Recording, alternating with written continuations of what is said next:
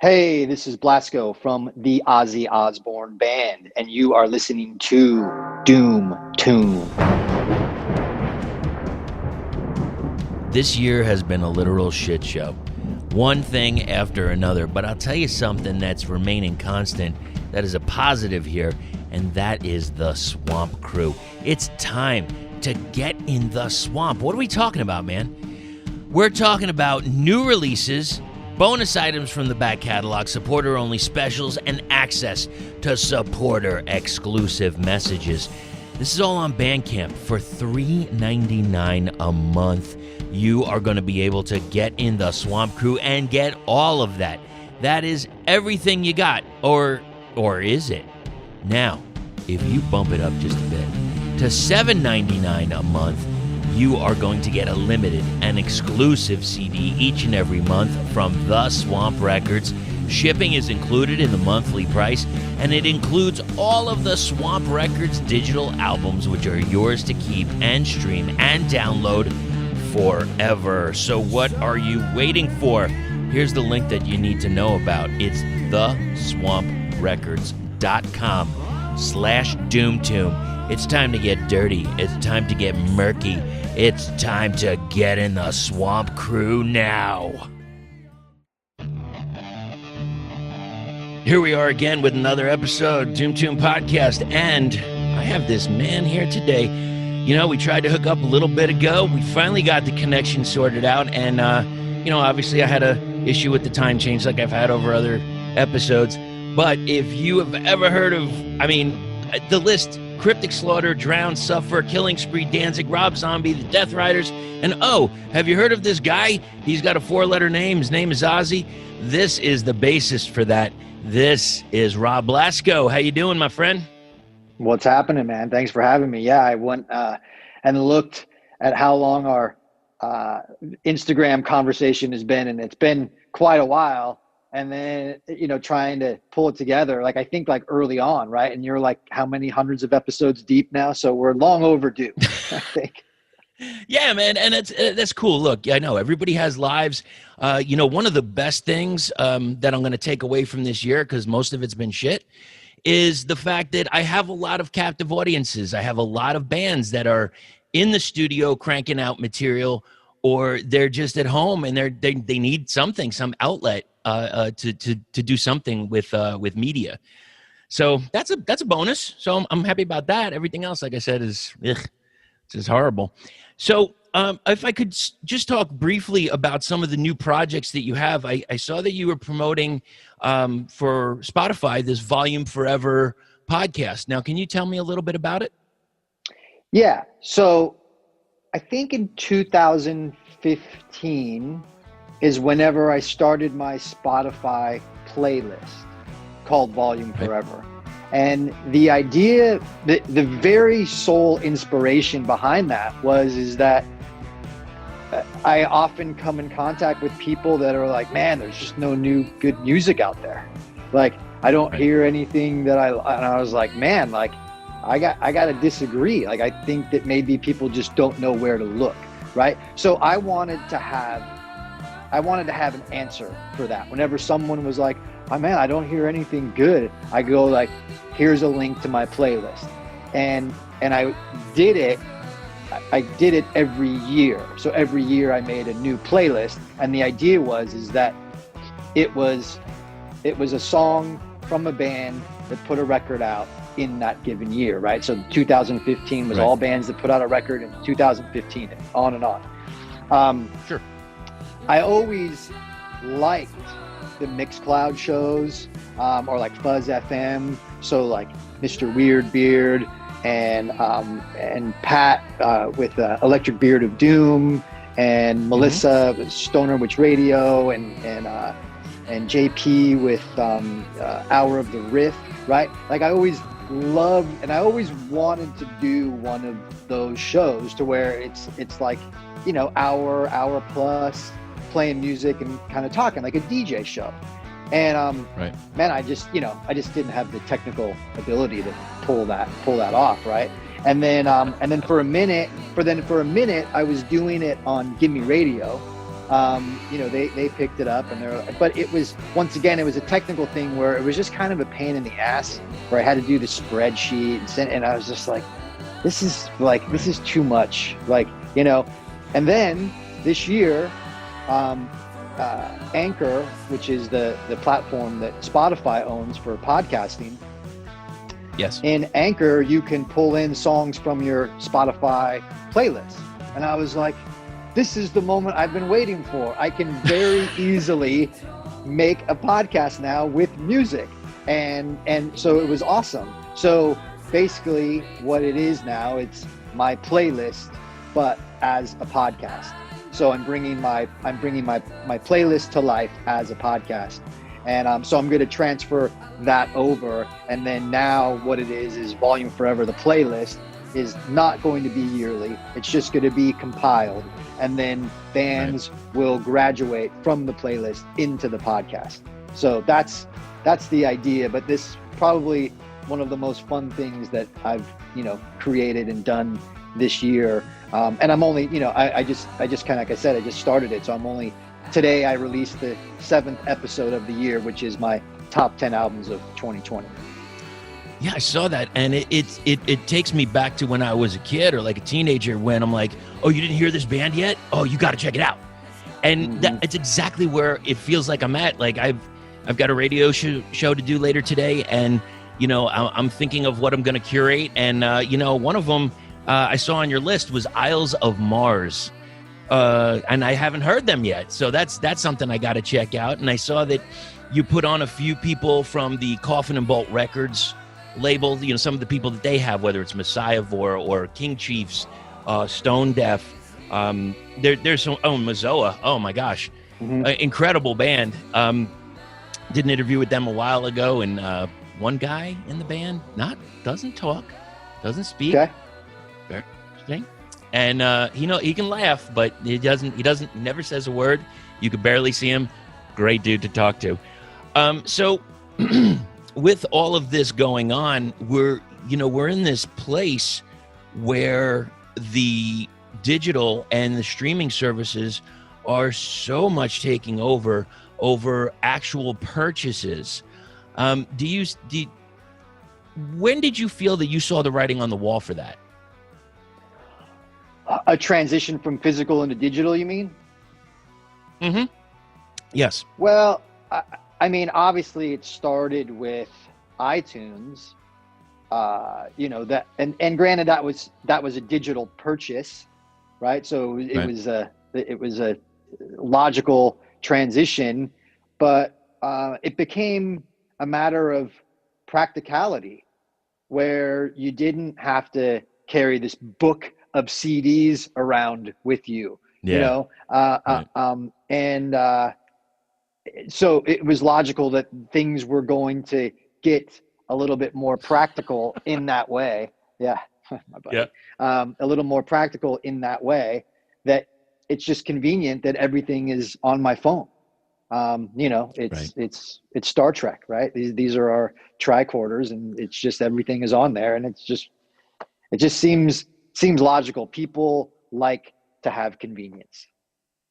Absolutely, they do. And that goes to the next thing, because I don't know if you saw the deal with Warner Brothers and HBO Max, where all of these big monster blockbuster movies that are coming for 2021 are all going to HBO Max on a digital service instead of the theaters. So do you think maybe the theaters are going to be taking, maybe even the smaller theaters, taking a big hit like the record stores did in the 90s and early 2000s?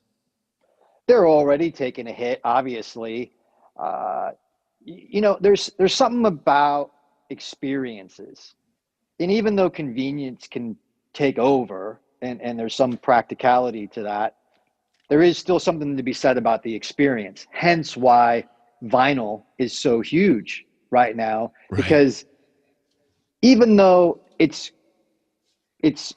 makes sense to have all your music on your phone and it's easy to beam it everywhere, there's something about the experience of holding that 12-inch vinyl, putting it on, just the experience of absorbing it and living with it and kind of being a part of that. So much like the movie going experience, you know, there is something about that I don't think a Netflix and chill can replicate, right? There is still something about dinner and a movie. Yeah. But are they going to get pinched? Fuck yeah, they are. Of course. I mean, that's a long time coming, you know? So it just seems like that's logical. But once again, I don't think for everyone you can replace the experience. Absolutely. There's a romance to it. It doesn't matter, you know, what it is. You have your romance with certain things, whether even if it's a workout, you know, I got to put on my gloves, I'm going to put on my workout attire, and you know, that's your own personal romance with whatever your passion is. Now, in speaking of the differences now, and the really, I think this is the first year where album sales, LP sales have exceeded CD sales by almost double now. And I found that really interesting. And I thought, you know, maybe because it's people our age, you know, maybe we got some more disposable income or whatever. But I'm talking to teenagers now, and they're like, I just picked up blah, blah, blah album. Like, there's very interesting that everybody's kind of coming back to it, and they're looking for those old 70s kind of credenza, you know, all-in-one record, whatever it is, with the speakers and everything in it. And I mean, it's like, it's coming full circle, and it's just a weird thing to see now. Man, all I can say is thank God, because I was in a band putting out records when all there was vinyl, right? And I remember being at the record label. I was in Cryptic Slaughter. I remember being at the record, all of us. I remember the band being at the record label and them holding up a CD, and they were like, guys, this is the future. We're gonna put your third record on one of these. And I remember all of us just going like, man, there's no way that's gonna catch on because the artwork is too small.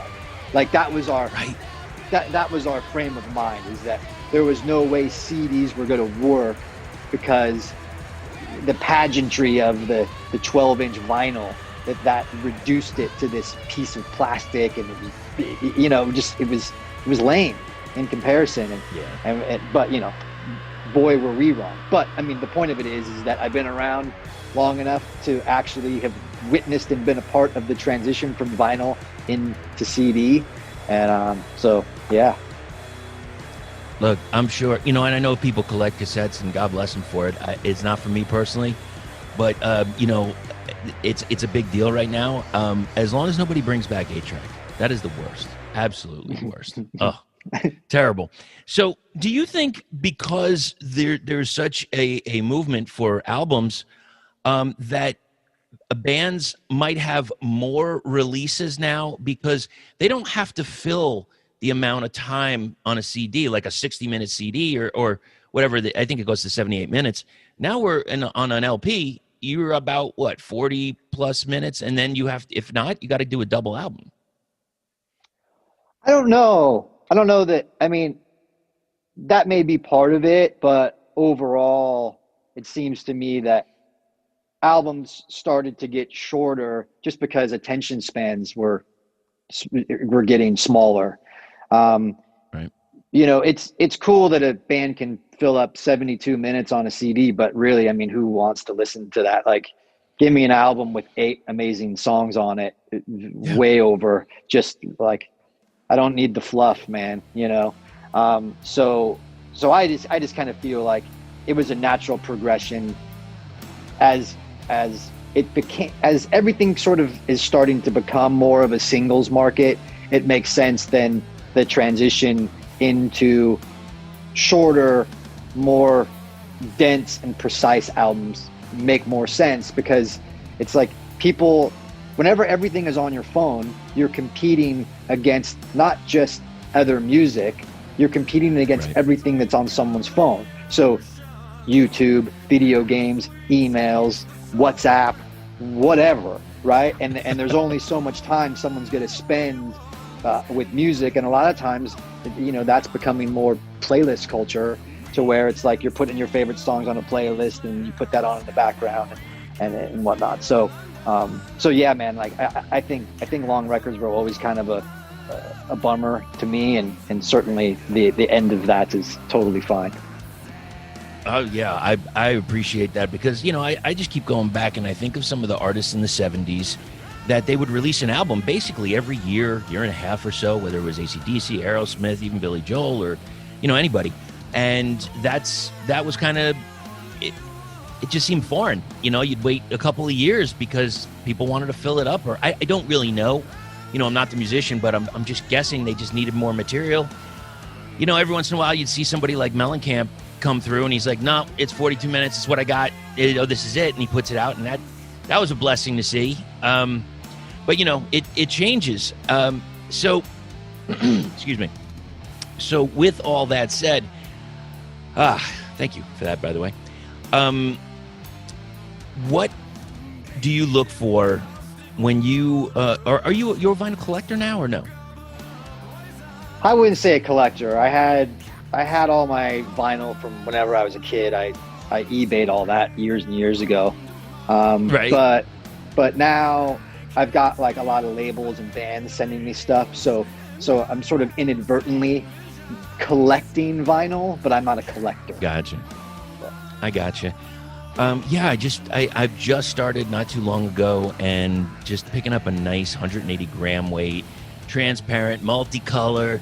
I'm a sucker for the colors. I'll take a black any day, but I'm very interested in the color. Now I'm also interested in the sound that you're going to get from a record, especially in regards to doom and stoner doom. I guess that it goes into my next question. Where did you start, and how did you start getting your interest in this genre? Well, I mean, it's always been there. Sabbath is everything, and Right. and that's just the origin story, of it all. I think it's I like riffs, man, and where are the most riffs in this genre? So it's you go where the goods are. You got riffs and tone. That's Yep. the two things that I see. Now, do you think that some of this, the music that you have, especially like on your playlist, do you think some of that sound will creep into some of your future projects? Now, what was that again? Like the music that you have on Spotify, for like, the end of year or what have you, for Volume Forever. Do you think some of that sound might creep into some of your future projects? Like you might maybe one day you'll start your own stoner doom band. Well, I feel like that's what Zakk Sabbath is. Right. Because, and we kind of joke too that, because Zakk Sabbath has been pretty significantly popular since the onset of it. And we kind of joke that it's because we're doing classics, right? Like, and we joke that if me and Zach and Joey started an original band, no one would care. Like no one would care as much as they do about Zakk Sabbath. So I'm kind of like, I'm cool with doing that as like our fun side project. Right. But I don't think that I'm going to get into the making original music as a musician. I don't think that's in my future. Gotcha, man. Now, in regards to these genres, what are some bands that really are sparking your interest in the past few months? Man, there's so many. Like I put up my top 10 albums today, but I'll tell you what, man, it was really hard to narrow it down, and I changed that list 5 or 6 times. And right. I mean, I want to think that, and sort of my criteria to be on the list is an album that I spent some time with, from front to back, that I feel like is listenable all the way through. And in terms of a real body of work, it was a significant effort. And man, there was so many, and like even my top 10, like there isn't like a number one. Like those top 10 are my number ones, right? Right. And But yeah, I mean, there was so much, and almost kind of surprisingly too, I guess, because the year was such a shit show that like that there was so many awesome albums that came out. So yeah, I mean, there's just like Warlung was a real standout for me. The Dope Lord record was a standout. Even kind of more mainstream, I thought the Brant Bjork record was good. Yeah, I mean, there's so much. I was surprised that in doing some interviews over the past few months, there was a few bands that they were in previous projects and they started to create this type of music, and they were actually kind of taken by surprise that people responded so well to it, and now they're going forward with it. But like a band like Foster Mother or Bogwife, those are two that are personally in my top. And even when, and I've talked about this before, is when there's bands or someone that furthers the genre a bit. How many times are you going to hear the same tropes after, and you need something a little bit different. That's why there's like a desert rock band, Hoodoo a Kill, that I think is awesome. Mm-hmm. And there are so many others. Even the new Crystal Spiders is fucking brilliant to me. And I know they're already working on new material. And like I said previously, Foster Mother, same damn thing. And I just think that there's so much that you can do with this. And I hope everything continues, because I've seen, you've seen it, we've seen it where certain things kind of die off and they progress into different markets or different ideas. So I don't know where it's going to go, but I'm looking forward to it. Yeah, I mean, it feels like the independent market for this is stronger than ever. Right. I mean, it just doesn't feel like it's going anywhere. And then you kind of figure like, man, some of these bands have been around for a while, and then there's new bands starting up. Like there's this band that I've been talking to from Arizona. They're called Grail.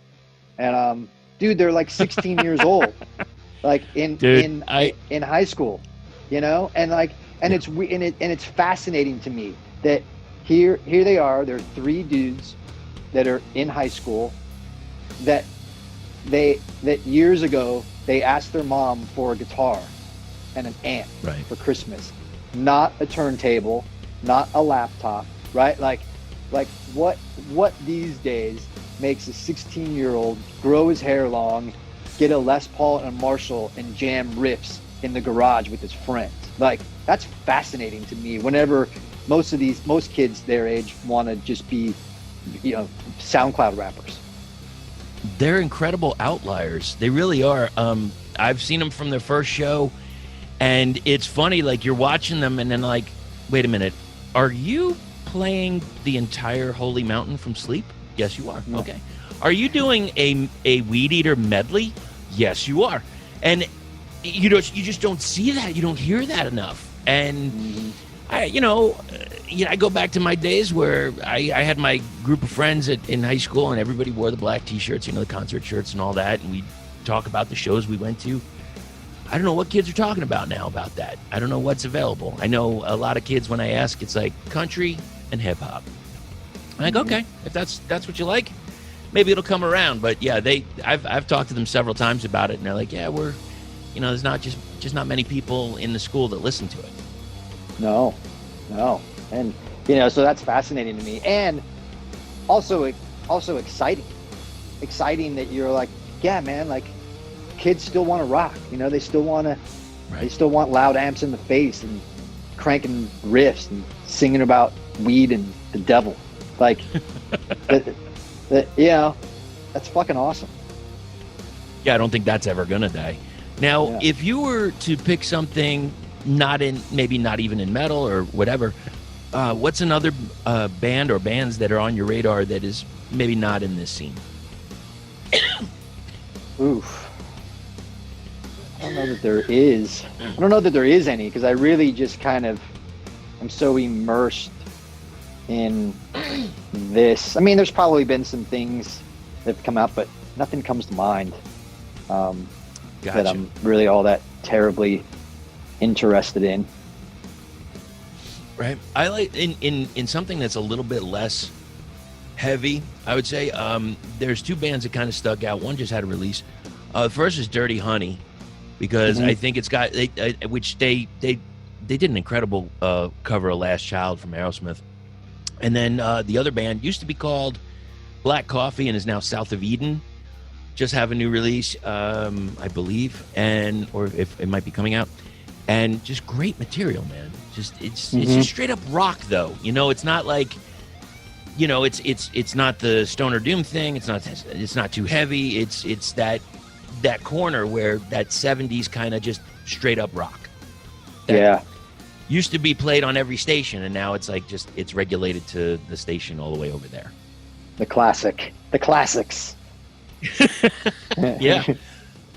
So before we started, I saw something online that somebody talked to me about a while ago, and it was this thing. It was called the Genetic Opera Repo, and you had a few of the tracks that you played on it. Did you have any other involvement with that, or did you have to watch the movie to get a vibe on how to play on those tracks?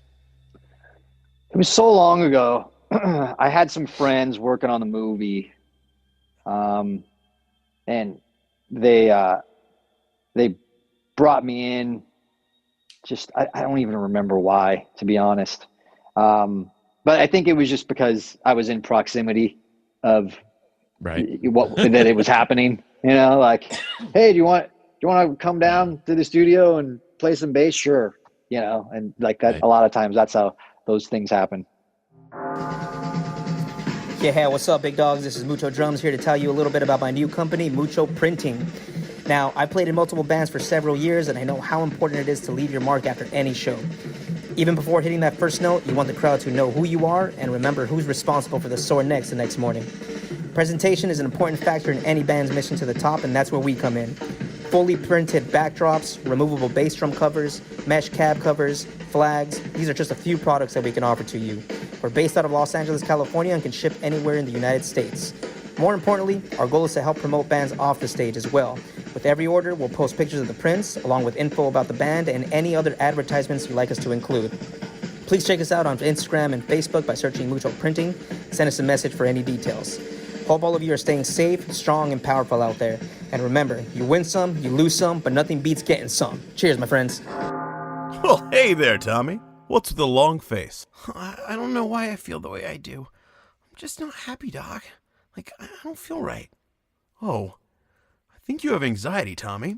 You know, I know exactly what you need. I'm going to go ahead and write you a prescription for a record player and some sweet new records at Glory or Death Records. That'll get you back on your feet again, and right as rain in no time. Glory or Death has all the best bands: Moss Generator, Red Wizard, Love Gang, Red Witch Johnny. They'll get you feeling peachy keen again. They even have an insane double album tribute to Thin Lizzy featuring High on Fire, Mothership, Duel, Worshipper, and tons more. Wowee! Oh, that sure is keen. Side effects may include extreme giddiness, bloodshot eyes, random cravings, forgetfulness, bleeding of the ears, confusion, nausea, constipation, diarrhea, depression, anxiety, alcoholism, ulcers, or death. As soon as I saw that, it just reminded me, like, I wanted to see it. I didn't get a chance. I had a bunch of friends at one point that they were doing that as a play, you know, song for song, and it was all, you know, obviously all singing. And I was like, man, this is pretty damn incredible. And he's like, yeah, there's a whole movie about it. I thought it was just a play. I had no idea. But yeah, it's almost like kind of like how would you like another Rocky Horror kind of vibe, right? Ish. Yeah. But dealing with selling of organs or taking organs out on loan, or you loaned organs, one of those. Hence why they're being repoed if you don't pay for them. Oh yeah, that was it. That was what made me think of it, because the repossession is a killer, quote unquote. Which brings me to this topic, this liquid death. Okay, so in cans, so we're doing a little bit better for the environment, less plastic. How'd you get involved with liquid death? Well, it's a super cool brand, and I like being associated with cool brands. But we connected through High on Fire. I manage High on Fire, and they reached out to them about sending them a case or something, and I was like, hey, like, yeah, we can do that, but like, what else is going on? And this was early. This was over a year ago, and they were just kind of in the infant stages, really, at that point. And so they're like, oh, well, we're in Santa Monica, which is really close to where I am. And I was like, well, let's meet up for lunch and let's just, talk about stuff and see if there's a fit, and so I put together a few things for them and started working with them. Cause I was like, I think something that I made them realize is, they're like, man, but we're a water company, we're not like, cause I was telling them like, you got to do merch, man. Like you got to have shirts and hats and stuff. Like, there's only so much time that someone has a can of water in their hand, but like they could be wearing a t-shirt and a hat all day long, and it's, marketing. And they were like, well, but we're a water company. We're not a merchandise company. And I go, well, wrong. You're neither, man. I go, you're a lifestyle company, and lifestyle company, people want to advertise that shit, and they're like, wow, okay, cool. And so I kind of got in more on the lifestyle marketing side for them and kind of helped them develop that. And now, man, they're off and running. Our lifestyle department is like 12 people deep, and the brand is kicking ass, and it's, getting in all retailers everywhere, and more people know about it. We're putting together a plan to do a bunch of live stream shows next year, and yeah, it's been a blast, man. It's cool to be associated with super cool things, and like you said too, it's an environmental message in that aluminum is a much more sustainable, recyclable product, and their total mission statement is death to plastic, as in death to single-use plastic bottles, and I love them for that. Yeah, and like you said, man, just going through the website, that merchandise is on lock. They've got everything covered. Everything. Yep. And speaking of, one thing that I have not seen from a company that, like you said, this is something just really crazy outside the box. And as I saw it, I'm like, I don't know, man. I don't know if this is going to work. But as soon as I heard it, I was blown away by how perfect this concept was. And that is the Liquid Death album, The Greatest Hates. Mm-hmm. Holy shit, is that good? I couldn't, but it's just so funny that what the comments people were writing, it actually works. And and they didn't chintz out on it. They got this beautiful blood swirl color for the vinyl. Were you involved a lot in that project, or was that something that you put in somebody's ear? Or? Yeah, no. So we just released Greatest Hates Part 2, and then I was very involved with Part 1. And Part 1 was, they came to me and they're like, hey, we get so much hate on the internet. And, it's like, it'd be cool to put together all the hate comments into lyrics and do an album and call it Greatest Hates. And that, and they're like, go. that was the idea. That was the idea, right? And so I took that and ran with it, and hired everybody, put it all together, and we released that first album. And then and then that was metal, and it's a fucking good record, man. Like, Sam did an amazing job on writing the songs and putting it all together, and but for a metal record, man, like, that record kicks ass. And then a girl that works on the lifestyle team, she was given the responsibility of doing the same thing but in the pop punk world. So she pulled together her friends in the pop punk world, and they did Greatest Hates 2, which is the pop punk version of all the hate lyrics and stuff. So yeah, we just put that out, and yeah, man, it's I mean, look, man, in terms, and I hear this all day, people are like, man, Liquid Death marketing is fucking genius. And like, anyone that doesn't know, I mean, like, their marketing is truly genius. It's so good. so well done, and once again, it's great to be a part of it. I love watching that outside the box marketing. It's just when I see something different and new, I'm like, holy shit, I want to give it more of a chance because like you're trying as opposed to just that basic, this is our product, here we go. No, they're actually doing something with it. Now, when you go on tour, I know this hasn't happened for a bit, but I know when you do go on tour, do you bring the Liquid Death with you? Is it in a contract that you must have it? Well, the last time I toured was in Europe, and it's not a widely spread European brand. So, right. The answer is no. So, gotcha. Are there any essentials, whether it's in the United States or whether it's in Europe, any essentials that you need to bring on tour to make it feel like, I know this ain't my home, but? I mean, not really. I mean, nothing out of the ordinary. I mean, obviously my phone and my laptop, and that's really it. I mean, there's nothing. I mean, I've been touring for so long. Maybe it's just second nature for me. It's for you. Maybe possibly it's like it's your second home. So you're just like, yeah, whatever. And once this is done, and it's more routine. Yeah. It's way more routine. I got you. Yeah. By the way, also just going through on some social, you made a post, and I didn't realize that I needed this until I saw this, and that was the pizza skull maker. Do you have a hand in that? Like, where did you find that? No, it got fed to me on Instagram, and I just thought it was hilarious. And I thought that people follow me would also think it's hilarious, which clearly I'm right if you liked it. Yeah, it's like this, like, it's almost like a Hot Pocket, right? Remember like Hot Pockets, it's like you throw them in the microwave. It's like this, it's like this, what is it? Like a mold. It's like a bread kind of mold that you put it in, and you stuff it with spaghetti and meatballs or whatever. And it's just the stupidest thing ever. But like, I have nothing to do with it other than I just thought it was hilarious. That might be one of my greatest purchases of 2020. Oh, you actually bought it? No, I have it on right over here. As I'm pointing, like everybody can see this. I'm pointing to my screen. I have it ready on my search engine.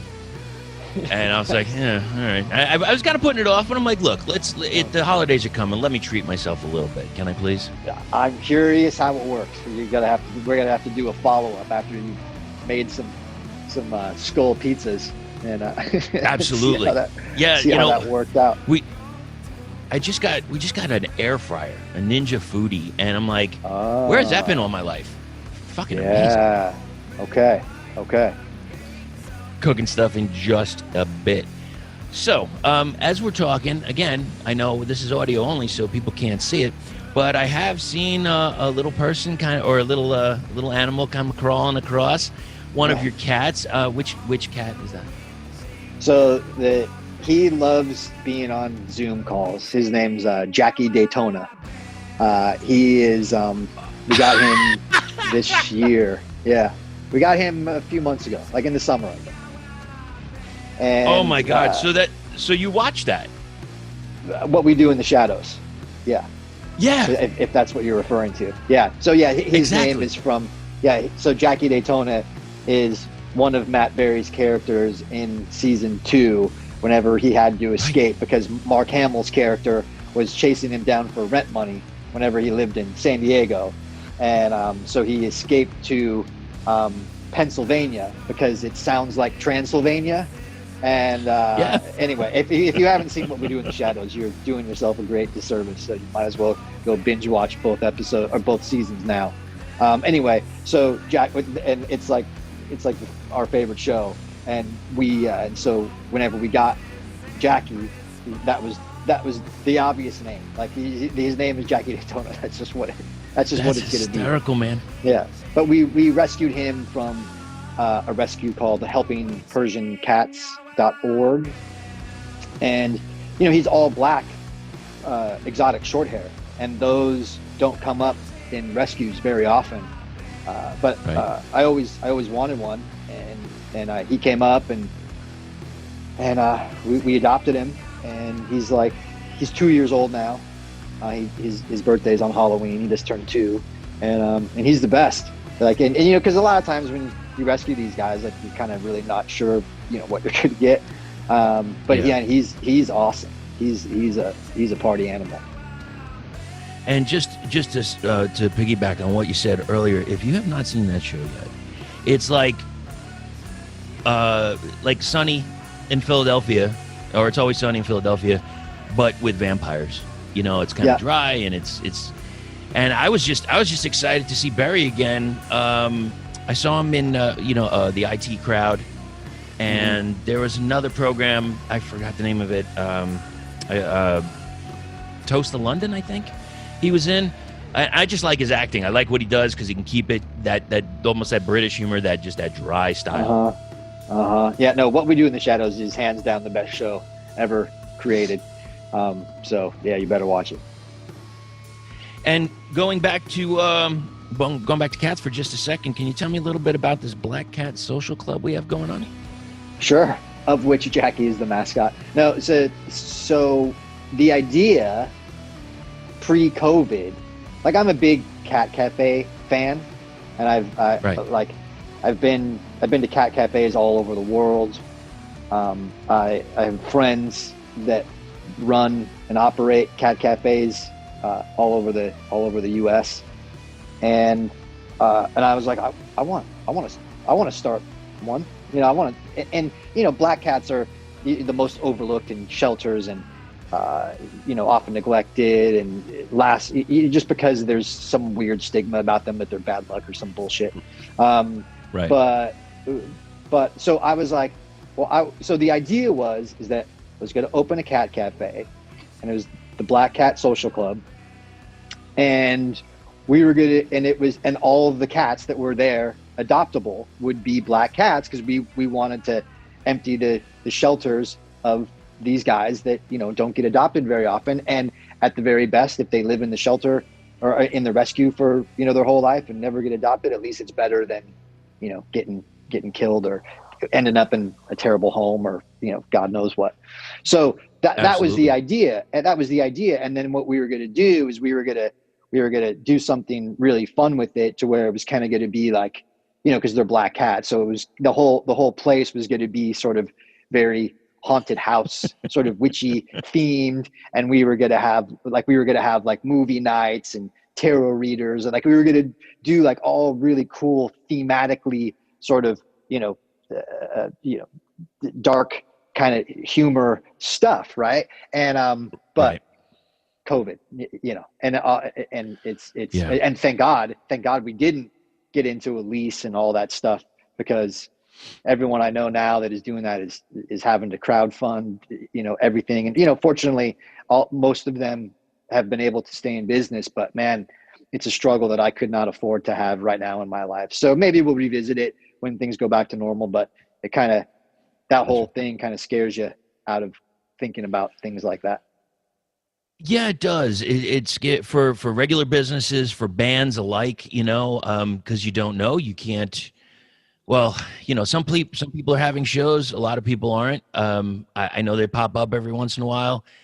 I don't know. I haven't been to one. I don't know what the safety issues are, or I know what they are, but like I don't know what they're doing for those issues.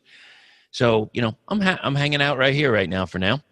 But I guess this brings me to one of my final things for you.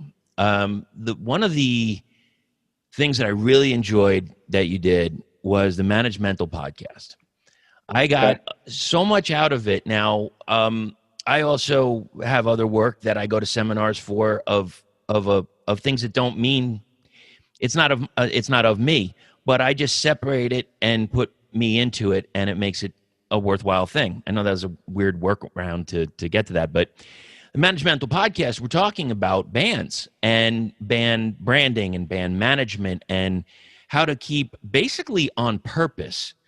And I think it was Maori when he said you need quality content consistently over a long period of time to gain a fan base. So now that we're in a different situation where we can't be face to face with people and have that incredible merch set up, but I will say now is the time to make that merch set up. So when you can get out on tour, so start working on it, start sawing, start, gluing stuff together, whatever you got to do. But what would you suggest, or what are some things that you would suggest for bands? I know that like some people have really gone extra on social media and some people haven't. Now's the time more than ever that you have to look at this as an opportunity, whatever that opportunity is. If it's overwhelming and you're kind of disappearing and you've changed priorities. I mean, if you've changed priorities, it's probably because of necessity. I can't imagine what some of these people in bands are going through right now, depending on what level they're at. I mean, if they were, if they were a career band touring, that has stopped. So you would have had to figure out other sources of income. If you're kind of more of a band that does the band on the side and you have a flexible day job, hopefully you've been able to keep your day job. It's, for everybody, I imagine it's very, very difficult in different ways. It's a struggle we're all going through collectively. Hopefully we all end up, at the other side. But I think on a positive note, you have to look at this as an opportunity, a way to reinvent, right? I think it's maybe a time to go back and put your band under a microscope, look at things that maybe have worked and versus things that haven't worked, double down on the things that have worked, double down on things that you see working for other bands. Maybe it's time to sort of reevaluate your songwriting, put that under a microscope, spend more time with that, because this is eventually going to be over, and we're gonna have to come back to it, at some point, and you should be able to come out of this a better band, however that is, right? But I think to kind of summarize that this is a real opportunity to look at what you've got going on and really try and build a fan base, make your music as good as possible and everything about it, so that whenever it does come back, you can come out swinging. I think that those are it's a different struggle for everybody in different ways, but you have to look at this as an opportunity. I mean, you can't let it get you down, and you can't let it dismantle your enthusiasm for what you want to do, right? So you gotta embrace it and just be like, how can I use this to my advantage? Absolutely. Now, with all those episodes that you did, and there were a bunch of them, I like the fact that they were kind of quick. It's kind of it's the article, you had the discussion with Mike, and then move forward. So one of my questions to that is, what episode did you remember getting the most feedback on? Or maybe a topic? The episode that I thought was the best was the one about how to write an email, or how to introduce yourself to an executive or someone that has some type of gatekeeper. So often do I get emails, as we all do, that are just so unprofessionally written. They just don't understand how to connect, right? And I think the idea of the business is networking and connecting and building your network and building a team or whatever, and it starts with that introduction, right? It starts with that initial email and follow-up emails and all that. So that's why I thought that's a standout episode for me, and we really broke it down on how to do that and whatnot. But that one stands out to me. And that it so speaks to me. I've gotten some emails where it's just a YouTube video, and I'm like, okay, what do you want me to do with this? I'll listen, but now what do I like? I like the idea of a band selling the drama. Like, tell me a little bit about you. Like, give me, and I'm not talking like an essay, but just like, give me a paragraph.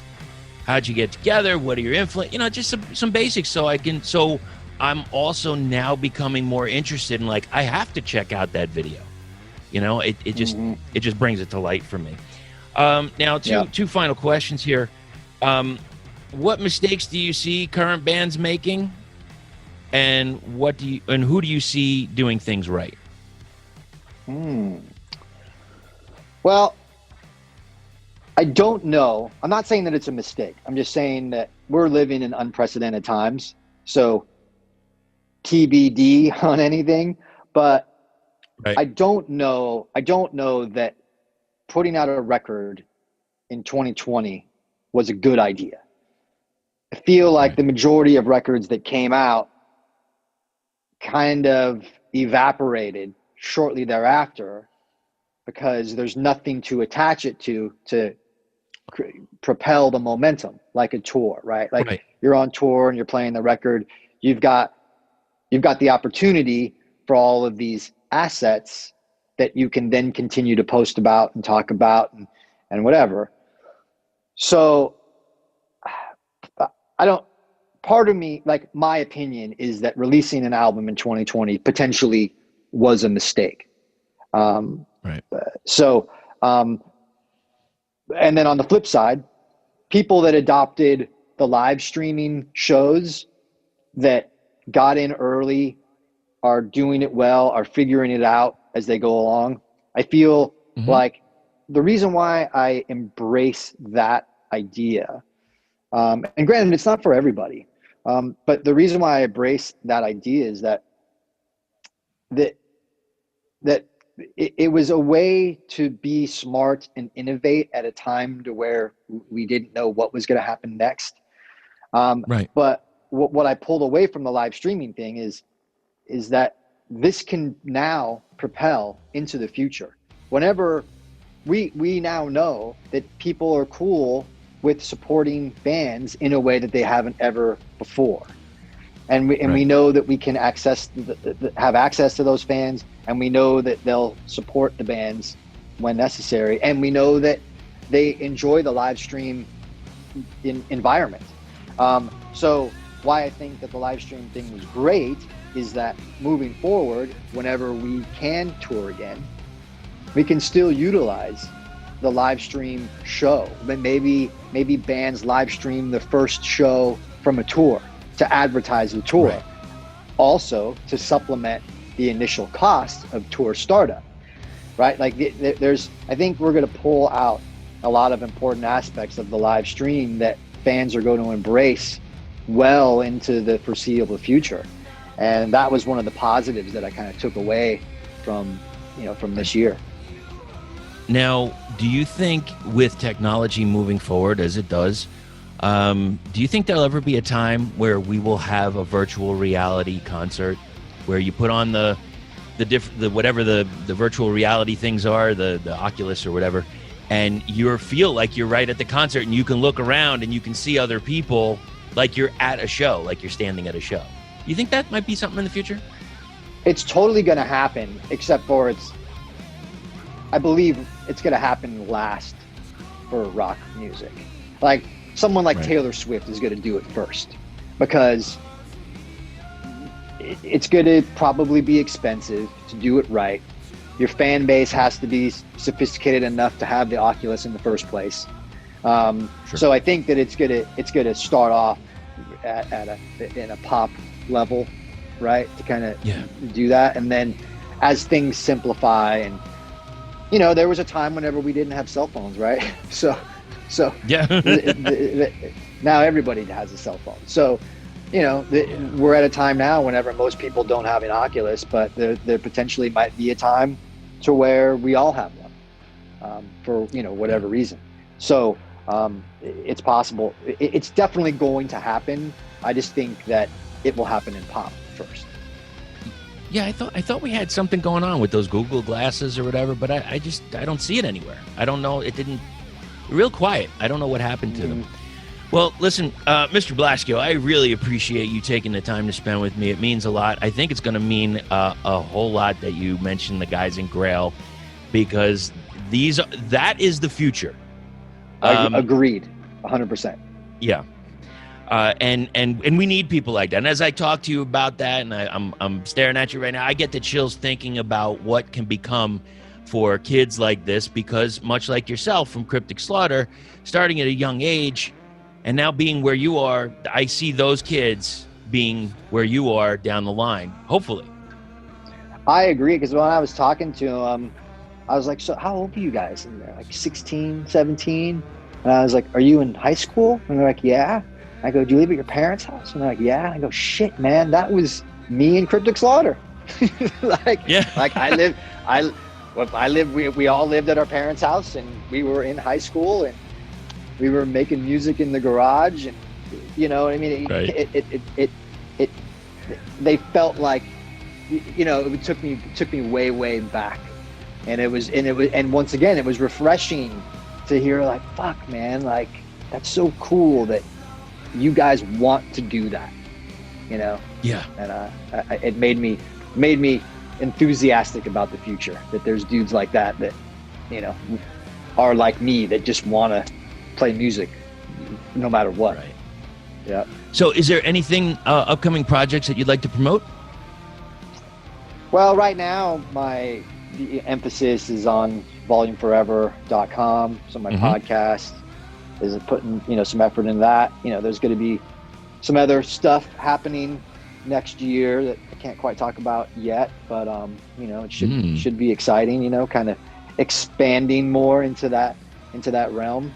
But nice. But yeah, man, I mean, you know, for the most part, just want everybody to have a good holiday, as you know, as good as you can. It's been a shitty year for probably just about everybody in some capacity. So hope everyone has a good holiday, and you know, it's with loved ones and friends as much as possible, and you know, let's all pray that we can kind of unite together next year and see a way out of this, man. Yeah. Mr. Blasko, thank you again for your time. I sincerely appreciate it. And if you will just hang on for just a minute, I'll be right back.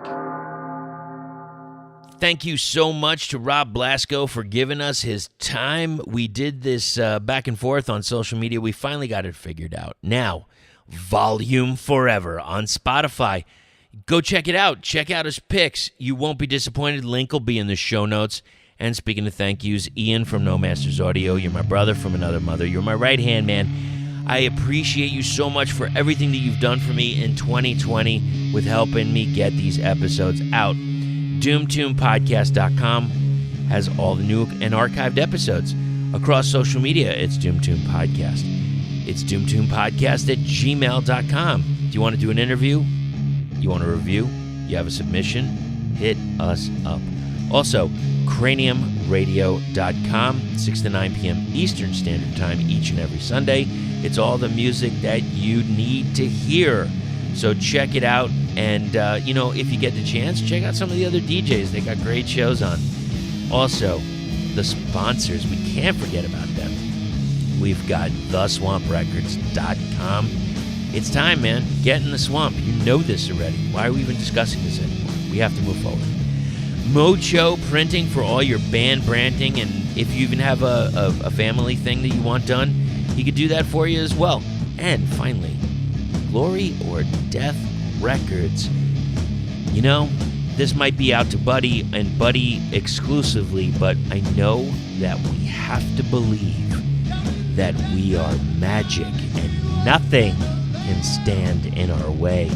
That goes out to you, buddy. I think you know what I'm talking about. So thanks, everyone, for listening. We got some more episodes down the line. We got some top fives. We got some interviews. We have some spotlight episodes. So, you know, stick tight. We'll be back in just a bit. And until that next time, meantime and in between time, stay healthy, stay happy, you know, like the holidays. And above all, don't forget to stay heavy.